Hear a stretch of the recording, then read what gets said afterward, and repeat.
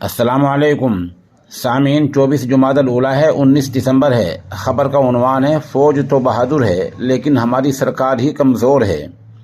یہ بیان کسی اور نے نہیں بلکہ ممبر پارلیمنٹ اور مجلس اتحاد المسلمین کے صدر جناب اسد الدین اویسی نے دیا ہے، جو اعلیٰ تعلیم یافتہ ہیں، بیرسٹر ہیں، ممبر پارلیمنٹ ہیں اور ملک اور سیاست کو سمجھتے ہیں۔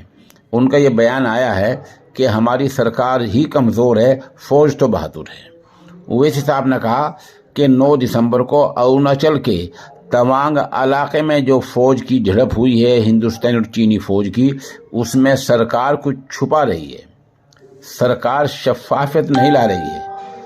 سرکار کو چاہیے کہ پارلیمنٹ میں بحث کرائے، اس موضوع پر بحث کرائے اور جو کچھ سچ ہے وہ سب کو بتا دیا جائے۔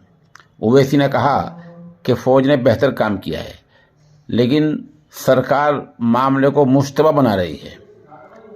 سرکار فوج کی بہادری کو ٹھیک سے سامنے نہیں لا رہی ہے۔ ہم مانگ کرتے ہیں کہ سرکار اس معاملے کو پارلیمنٹ میں اٹھنے دے اور وہاں بحث ہونے دے تاکہ معاملے میں شفافیت آ جائے۔